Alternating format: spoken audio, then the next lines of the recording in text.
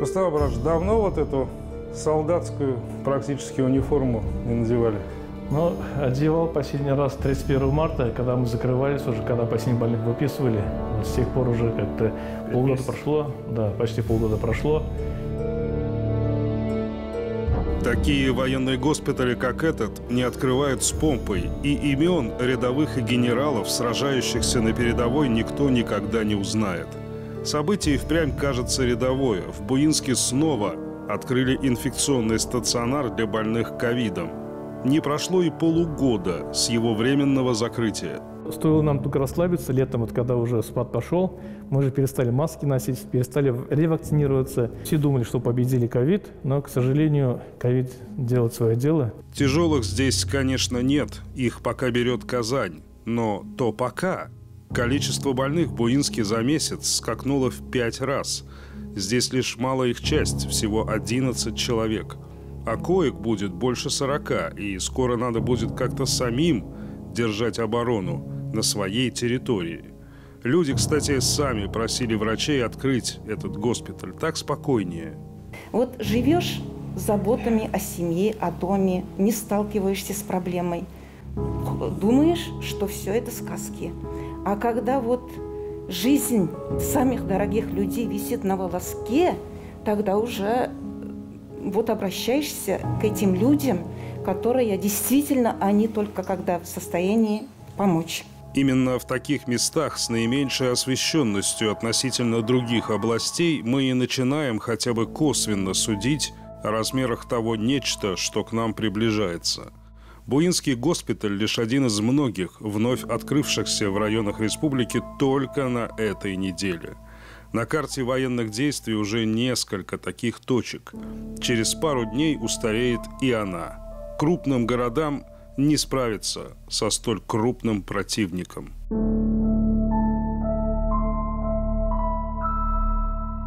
То, что волна набирает обороты, это мы видим. И среди этих пациентов, заболевающих ковидом, есть пациенты, к сожалению, с тяжелыми формами. Их меньше, чем в те волны, когда была дельта или когда был самый первый штамм вируса. Но их больше, чем в волну, когда был только чистый омикрон. Казань. Республиканская инфекционная больница. Более 100 обращений в сутки. Каждый 4-й, кто поступил, останется. Сейчас тут около 200 человек. Это рост. Мы и сами его видим. Реанимация была загружена приблизительно на 50%. Так же, как и госпиталь, на самом деле. У нас часть отделений стояли зарезервированные просто. Вот. Сейчас мы видим, что у нас бывают дни, когда у нас реанимация переполнена в буквальном смысле. То есть мы вынуждены задействовать там дополнительные реанимационные залы.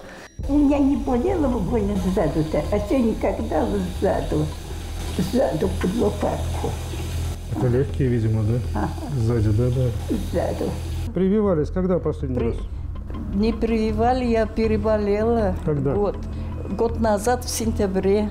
Ну, год же целый прошел, а вы не привились. Год прошел. Переболев год назад, рассчитывать только на себя, находясь уже в возрасте, это не лучшая идея сегодня, нередко заканчивающаяся поражением. Люди говорят, ну, подумаешь, простуда всего лишь. Нет. У обеих пожилых женщин, которых мы только что видели, поражение легких. Нам не трудно было найти здесь таковых. Достаточно просто оглядеться. В этом году нам еще не доводилось видеть подобное. В реанимации здесь каждый на кислороде и каждый второй на ИВЛ. Мы ведь говорили, что омикрон – это что-то такое, которое в легкие не спускается, а значит, относиться к этому можно совсем просто. Но вы наблюдаете сейчас уже другую картину. Болеют тяжелым ковидом, с тяжелым поражением легких, с КТ-3-4. И мы видим прогрессирование в течение 4-5 дней.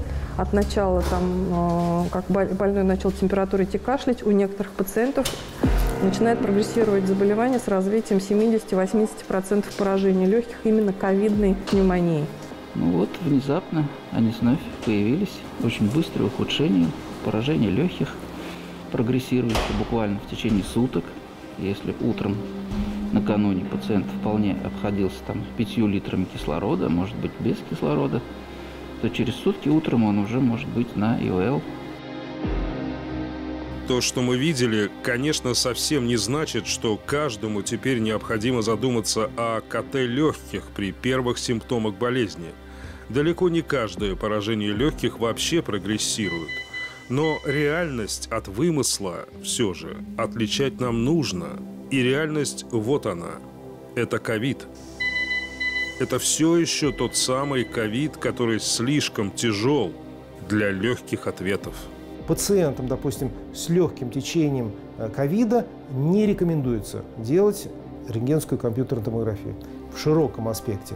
Но если у пациента с легким течением ковида есть набор факторов риска, прогнозирующих его ухудшение, то тогда, да, значит, этому пациенту все-таки имеет смысл сделать компьютерную томографию для того, чтобы как можно раньше выявить возможное поражение легких. Поражения легких, да, вот по типу КТ-1, они не обязательно будут, так сказать, там, если у пациента нет факторов риска, как-то, так сказать, прогрессировать. Другое дело, да, конечно, нас уже эта пандемия, и особенно вот этот дельта-штамм, приучили к тому, что надо быть категорически настороженным. По-прежнему у нас есть вот этот прибор. Если пульсоксиметр показал сатурацию в покое ниже 95%, нужно обратиться к врачу. Дальше будет алгоритм действий определенный. Но тут еще можно подсказать, что можно дома сделать. Можно взять и поприседать с этим. Если это серьезная проблема, будет дальнейшее падение. Любые возможности профилактики надо стараться активно реализовывать. Профилактика – это вакцинация, и это неспецифическая профилактика в виде, как только идет подъем заболеваемости, разобщения и максимальная защита своих верхних дыхательных путей, да, вот, маски. Привиться скоро можно будет хоть по пути на работу, прямо у станции метро. Но людям, наверное, нужна какая-то другая доступность.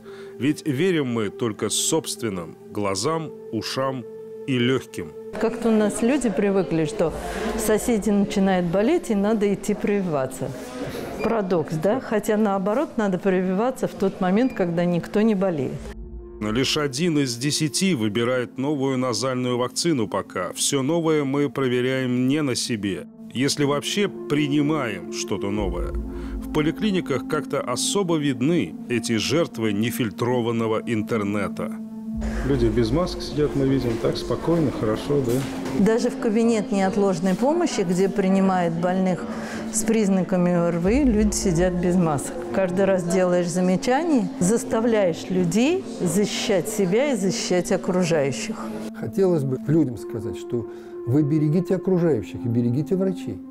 Потому что у меня, например, родственник акушер-гинеколог, он говорит, ну, знаешь, просто удивительно. Женщину наблюдаем, все, пришла, все, мы все ей сделали. Она, уходя, говорит, доктор, вы уж извините, а у меня тест положительный. Ну что ж ты пришла-то к любимому доктору, который тебе там помог фертильность восстановить и так далее. Вот немножечко такое отношение. Она говорит, чувствую себя хорошо, ну и что ПЦР положительный. Пошел 20-летний парень, допустим, там, на футбол или в концерт, вот там заразился, пришел домой и заразил бабушку свою. Этот парень через 2 дня выздоровел уже абсолютно спокойно. А вот бабушка, так сказать, она может по-другому, у нее может заболевание протекать. Поэтому, конечно, я сторонник того, что надо использовать и маски, и особенно, значит, это нужно актуализировать именно в такой сезон, да, и вакцинация тоже. Вот я 30 августа, значит, провакцинировался. Как оценить чужие риски, если мы не в состоянии разглядеть даже свои? Каждый 10-й пациент республиканской инфекционной больницы – это ребенок. И это та самая инфекция, которая менее всего ему нужна. Как уберечь-то ребенка? Уберечь ребенка, минимизировать контакты, не ходить в торговые центры, конечно же, в те места, где большое количество заболевших может быть. Но он же в школу ходит. Да, в этом случае вакцинироваться. Есть вакцина, она безопасная от 12 лет. Ребенок стал себя чувствовать крайне тяжело, температура не сбывалась.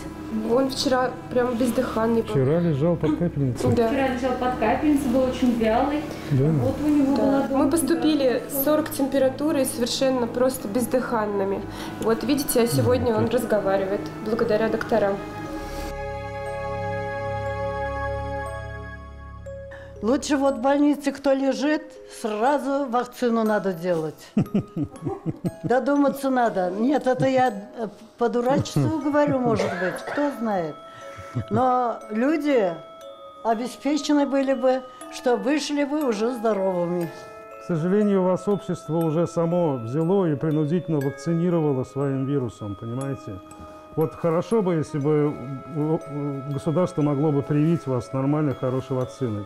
Но общество выбрало другой путь. Оно взяло и просто заразило вас. Может быть, вы вирусом. тоже знаете. Таким образом вы привились, просто естественным образом. Ага. Это тьфу-тьфу-тьфу, дерева нет, у вас все проходит неплохо. Но сейчас есть разные варианты, увы. У этой бабушки все будет хорошо. Она скоро выйдет отсюда. Вопрос только, с чем она отсюда выйдет? Ковид как тот удар 5 пальцев из тарантиновского кино.